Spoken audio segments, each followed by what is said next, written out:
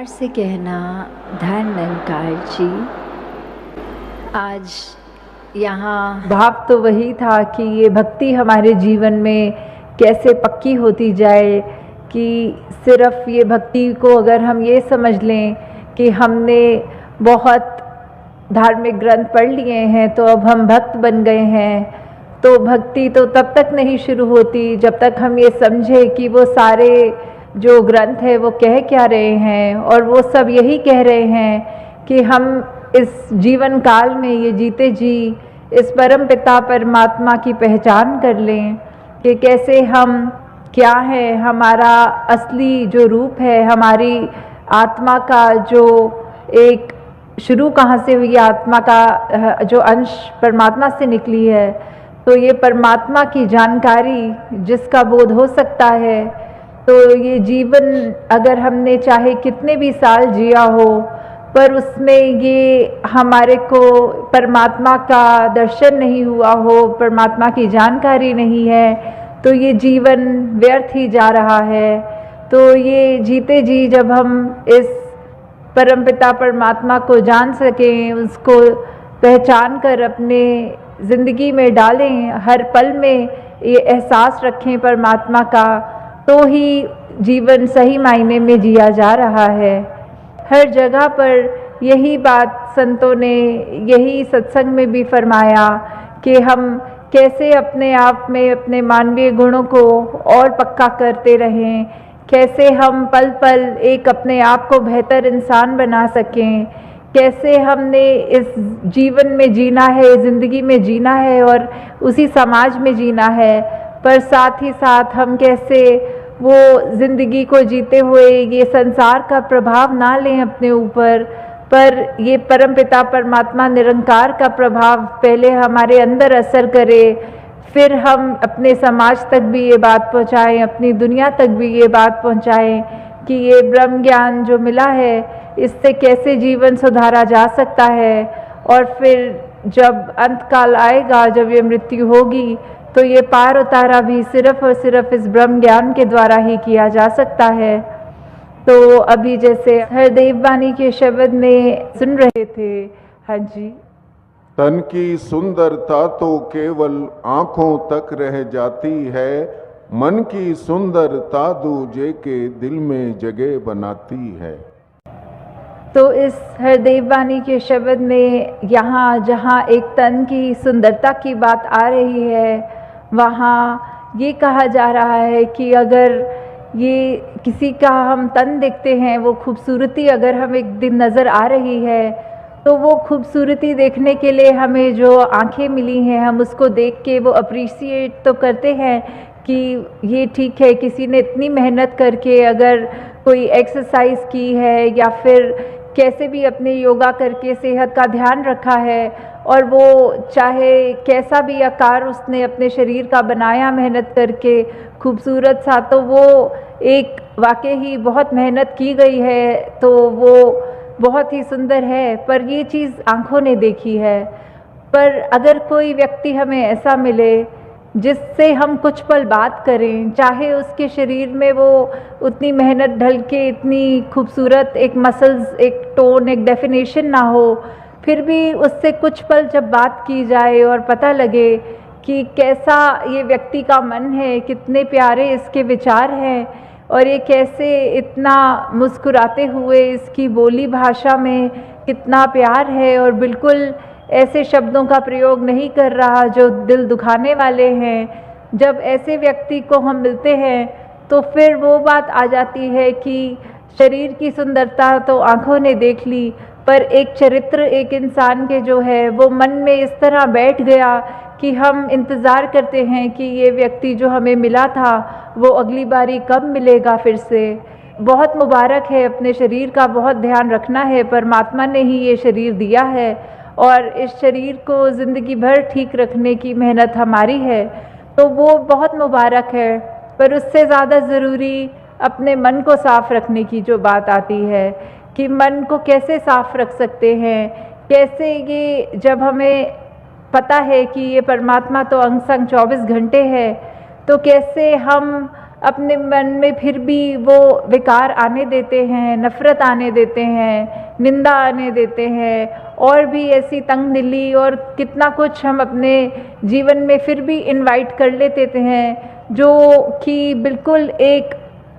अच्छी ज़िंदगी जीने के लिए किसी काम की नहीं है वो चीज़ें। तो हमें ये चीज़ें को दूर रखना है। ये सुमिरन रूप हमें मिला है परमपिता परमात्मा का, जहाँ एहसास करते हुए अपनी की गई गलतियों को बख्शवाकर जब हम ये एहसास करते हैं तो ये हमारे दिल का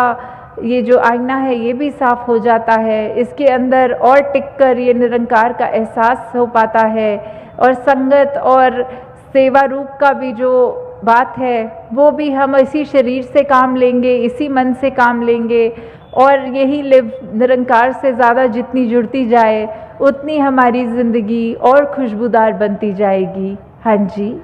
जिसका तन उजला है लेकिन मन मैला है, मन काला निश्चित है उसका तो कोई मोल नहीं पड़ने वाला। तो अगर किसी पे यही ये उदाहरण सिर्फ एक शरीर की दे रहे हैं, पर अगर हम देखें तो प्रकृति में भी कितनी खूबसूरती है, इंसानों में भी कितने अलग अलग तरह के डाइवर्सिटी की बात आती है। जो जहाँ का रहने वाले इंसान होते हैं उनकी शक्ल का आकार, उनके ये त्वचा का रंग वो उसी हिसाब से होता है। तो ये चाहे ये मुख तो उजले वाली बात जो आ गई कि एक कैसे एक शक्ल की बात है कि हर किसी में वो निरंकार ने इतनी सुंदर शक्ल सभी की बनाई है, तो वो जो खूबसूरती है चेहरे पे वो तब तक ही मुबारक है जब तक वो मन उसी व्यक्ति का इतना साफ हो, नहीं तो वो खूबसूरती होते हुए भी, वो एक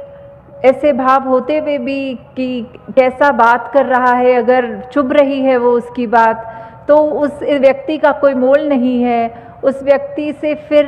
हम ये नहीं एक्सपेक्ट कर सकते कि वो अपना सुधार भी कर रहा है या दूसरों के आंसू पोंछने वाली बात ऐसे उसके मन में भाव हैं। तो अगर हमें ऐसा व्यक्ति बनना है जो हर एक के दिल को भाए,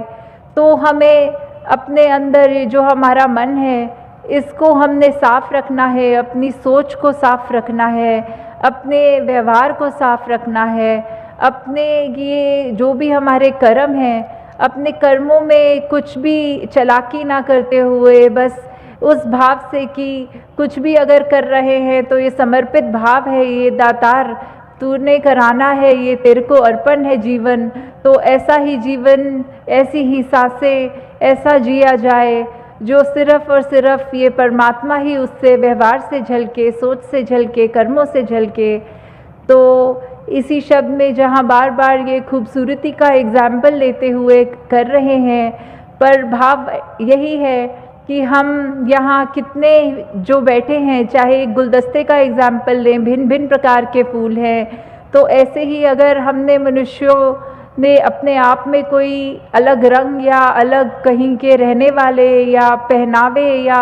जाति को लेकर अगर ऐसा कुछ हमने मन में एक अलग दूसरे को समझा या दूसरे को अपने जितना श्रेष्ठ नहीं समझा, तो ये तो हमारी गलती है, ये तो हमारे ऐसे सोच है जो हमारे मन को बहुत मैला कर रहे हैं। और हमें हर एक में ही इस परमात्मा का जो दीदार करना है, सभी के अंदर एक ही आत्मा है और यही एक आत्मा परमात्मा की दात है, उसी का अंश है। तो फिर कोई सवाल ही नहीं कि किसी से हम उस बेसिस पे नफ़रत करें कि ये कहीं का है या इसके खाने पीने का स्टाइल मेरे स्टाइल से मैच नहीं करता। तो हमें हर एक में इसी प्रकार जब परमात्मा नज़र आएगा तो फिर हमारा मन अपने आप साफ हो जाएगा, हमारी ज़िंदगी का एक मोल लग जाएगा। हम भी ऐसे काम करेंगे जो हमारी गिनती फिर संतों में होएगी, ना कि ऐसे व्यक्तियों में जो बिल्कुल एक ज़िंदगी खराब करके जी रहे हैं। हाँ जी। सूरत के संग जिस बंदे की होती अच्छी सीरत है, उस बंदे की पड़ जाती फिर इस दुनिया में कीमत है। तो हमें कैसे इस उदाहरण में बार बार ये सूरत और सीरत, ये खूबसूरती का जो बार बार जिक्र हो रहा है, तो वो यही बात आ रही है कि हमारी चाहे हमारा आकार कितना भी सुंदर है, हमारा कैसे भी हम अपने आप को जहाँ चला रहे हैं जीवन में, हमारी जो भी एक कल्चर है वो बहुत ही सुंदर अगर है, तो उसको हमने अपने मन के ऊपर हावी नहीं होने देना। हमें इस बात का अभिमान भी नहीं करना कि हम इतने अच्छे दिखते हैं, हम ऐसा करते हैं, तो फिर चाहे हम व्यवहार अपना दूसरों से ख़राब रखें, किसी के आगे बदतमीज़ी से बोलें या कुछ ऐसी बात करें, गाली गलौज करें, ये फिर हमको शोभा नहीं देता।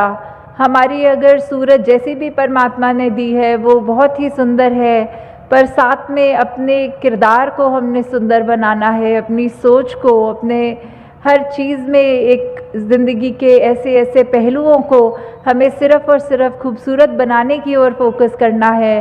क्योंकि जब ये खूबसूरती अगर दिख भी रही है किसी को,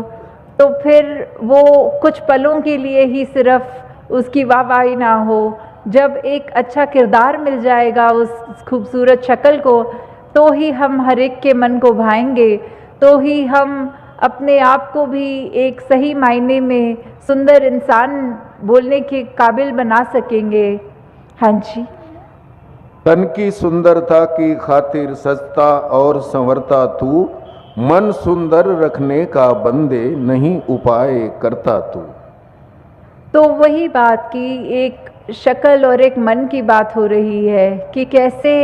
अपने सूरत को तो हम प्रतिदिन सुबह उठ के जब तैयार भी हो रहे होते हैं, तो हमारा दिन शुरू होते ही हम अपने आईने में घर के देखना शुरू कर देते हैं, अपने आप की शक्ल ये संवारना शुरू कर देते हैं। पर हम उस समय भी ये फोकस नहीं करते कि ये तन की खूबसूरती, ये शक्ल की खूबसूरती से ज़्यादा ज़रूरी है कि अपने मन में एक पावन निर्मल गुण हम रखें, कि वो हमारा मन ही साफ़ सुथरा रहे, किसी के लिए हमारे मन में ये बुरे ख्याल ना आए, एक नफ़रत का भाव ना रहे। तो ऐसे आईने तो बहुत होते हैं, पर अगर हम ये मान के चलें कि कोई अगर ऐसा आईना है जो बाहर की खूबसूरती ना दिखाता हो, पर उसको अपने आगे रखें, तो हम एक किस तरह के एक इंसान हैं, हमारा दिल कैसा है, हमारा मन कैसा है। अगर वो आईना कुछ ऐसा दिखाने लग जाए, तो हो सकता है हम अपने आप को भी अपने आप को पहचान तक नहीं पाएंगे उस आईने में, क्योंकि हम कई बार अभिमान में अपने आप को इतना श्रेष्ठ तो मान लेते हैं कि हमको लगता है हमसे ज़्यादा कोई अच्छा नहीं है। पर अगर वही बात रखें कि ऐसा आईना जो हमारा मन दिखाए हम कैसे इंसान हैं, हमारे को उस बात का अवगत कराए, तो फिर हमें ये पता लगेगा। और हम तो इतने लकी हैं, इतनी कृपा है कि हमको तो ये सत्संग रूपी आईना जो प्रतिदिन के लिए मिला हुआ है,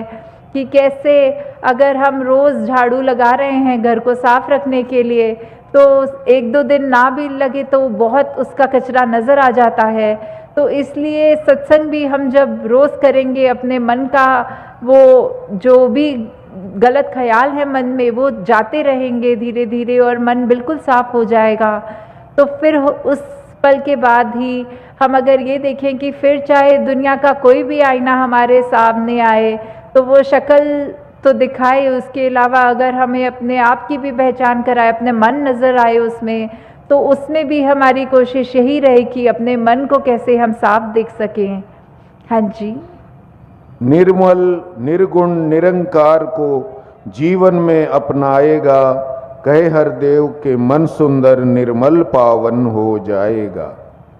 कि कैसे ये निरंकार की अगर हम व्याख्यान करें, तो फिर ये जो बात होती है कि निरंकार के क्या गुण हैं, कि ये तो निर्गुण निर्मल, और इतने उसका जो ठहराव की बात आती है कि सिर्फ यही है निरंकार जो एक स्थिर है, बाकी संसार की पूरे ब्रह्मांड की ऐसी चीज़ें बाकी कुछ भी कायम दायम रहने वाली नहीं हैं।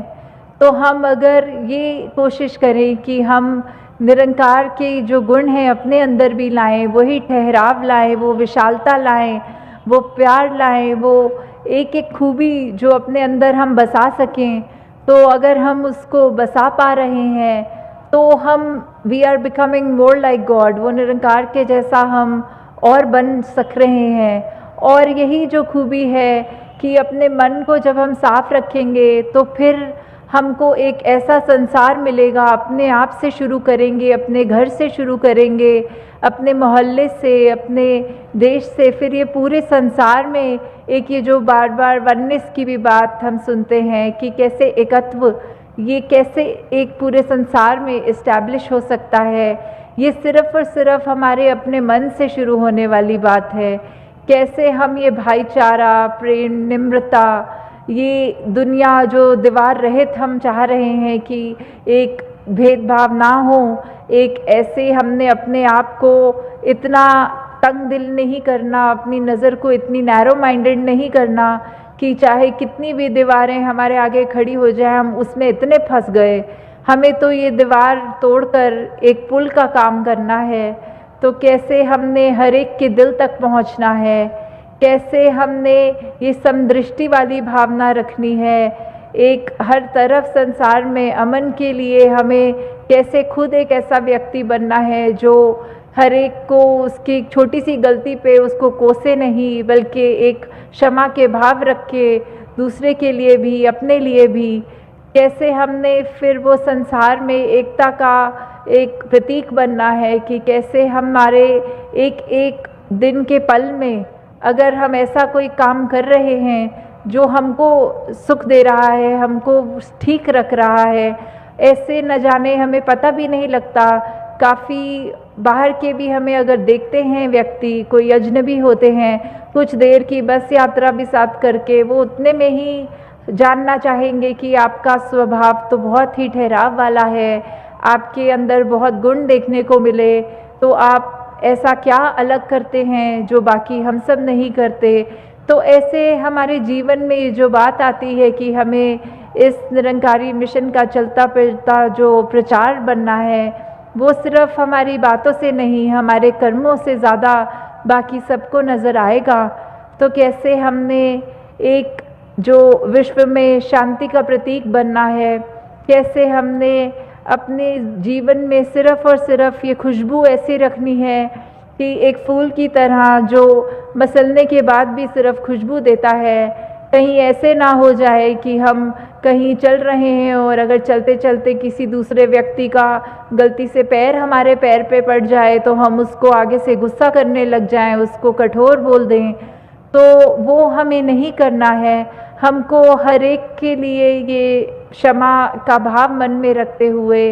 हर एक के लिए ये दया करुणा अपने अंदर रख के कि कैसे हमने एक सिर्फ अपने सुपरफिशियल, एक